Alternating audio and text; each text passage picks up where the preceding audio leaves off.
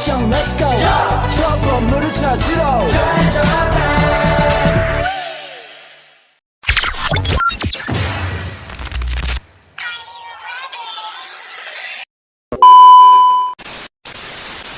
Bismillahirrahmanirrahim. Assalamualaikum warahmatullahi wabarakatuh. Perkenalkan, nama saya Amelia Putri. Saya mahasiswa semester 3 dari program studi Tarjamah di UIN Syarif Hidayatullah Jakarta. Di sini saya akan menjelaskan tentang verba, fiil, atau kata kerja. Kelas kata dalam bahasa Arab terbagi menjadi 3. Yang pertama ada nomina yang biasa disebut dengan kata benda. Yang kedua ada verba yang biasa disebut dengan kata kerja. Yang ketiga ada partikel atau huruf. Baik, pada kesempatan kali ini saya akan menjelaskan tentang verba atau kata kerja yang biasanya dalam bahasa Arab disebut dengan fiil. Verba atau fiil adalah kata kerja, jenis kata yang mengandung makna perbuatan atau proses yang menggambarkan suatu keadaan yang bukan berbentuk sifat dan juga bukan berbentuk kualitas.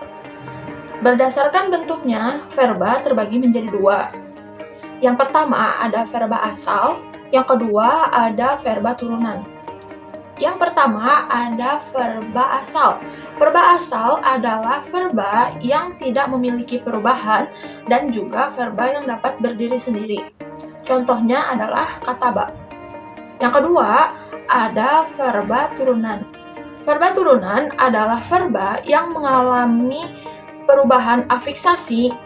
Afiksasi adalah perubahan atau penambahan dalam kata dan juga reduplikasi, perulangan kata, atau bentuk paduan kata. Contohnya seperti lafaz yaktub atau juga yadrib. Berdasarkan pola kata dan bentuk perubahannya, verba dapat dikelompokkan menjadi 2. Yang pertama adalah infleksi atau tasrif lugawi, yang kedua adalah derivasi atau tasrif istilahi. Yang pertama adalah infleksi atau tasrif lugawi.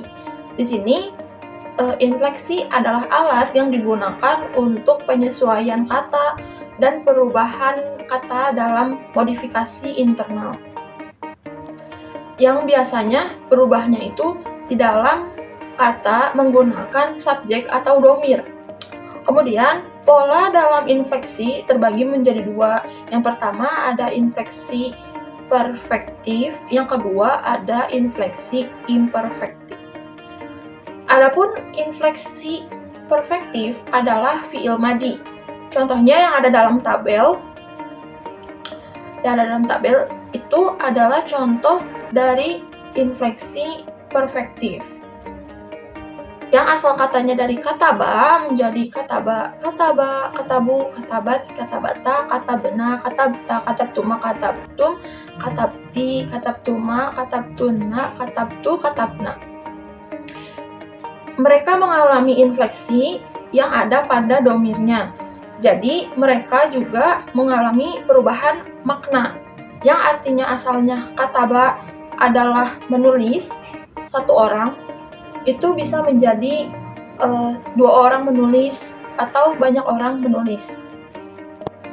Kemudian dari pola infleksi ada yang kedua yaitu infleksi verba imperfektif atau biasa disebut dengan fiil mudhari. Di sini ada tabel yang menjelaskan tentang verba imperfektif atau fiil mudhari. Contohnya adalah lafaz yaktubu. Kemudian ia mengalami perubahan menjadi yaktubu dengan waw, yaktubani, yaktubuna, taktubu. Taktubu ini menjelaskan bahwa ini adalah bentuk feminin. Yaktubu, taktubu, taktubani, yaktubuna, taktubu, taktubani, yaktubuna, aktubu, naktubu. Aktubu itu adalah dengan makna sendiri. Kemudian naktubu ada dengan kami menulis. Selanjutnya dalam kelompok verba ada yang namanya derivasi atau tasrif istilahi. Di sini, tasrif istilahi adalah proses pembentukan kata-kata yang baru kemudian mengalami perubahan morfemis yang menghasilkan kata dengan identitas morfemis yang baru. Contohnya adalah kata kataba. Kataba ini asal katanya kataba, kemudian ia mengalami proses perubahan menjadi maktubun itu artinya meja, kemudian ada maktubu artinya yang tertulis. Yang selanjutnya ada kitabun yang artinya adalah buku, kemudian ada katibun artinya adalah penulis, kemudian ada kataba yang artinya menulis.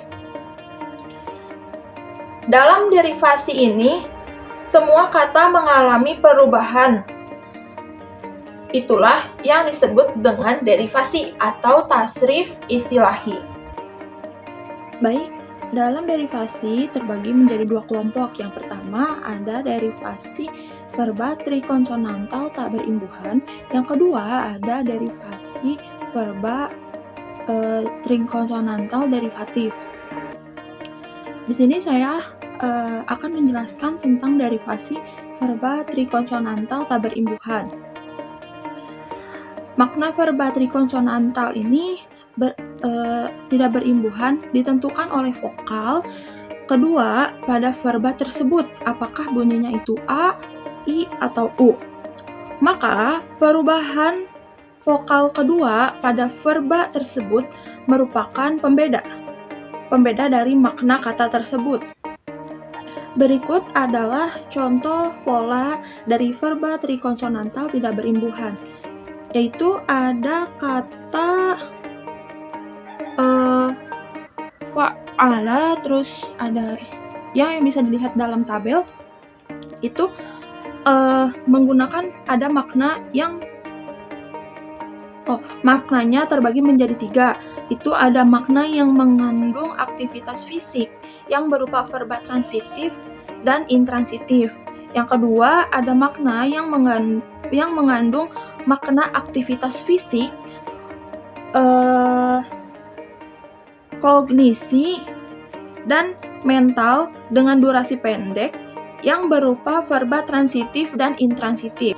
Yang ketiga ada mengandung makna kepemilikan dan pengalihan kualitas dengan durasi panjang atau permanen yang selalu berupa verba intransitif. Jadi bisa disimpulkan bahwa verba trikonsonantal tak berimbuhan ini adalah perubahan maknanya dari tata letak subjeknya, atau bisa disebut dengan perubahan vokal yang ada di tengah. Misalkan kan fa'ala nanti berubah jadi fa'ila atau jadi fa'ula gitu. Itu perubahan dari derivasi. Sekian yang dapat saya sampaikan. Manusia adalah tempatnya salah dan dosa. Apabila saya ada kesalahan dan kekurangan, mohon bantuannya untuk diperbaiki dan dikritik saran. Dan apabila ada yang masih bingung dan butuh penjelasan, boleh tanya pribadi kepada saya. Sekian yang dapat saya sampaikan. Billahi taufiq wal hidayah. Assalamualaikum warahmatullahi wabarakatuh.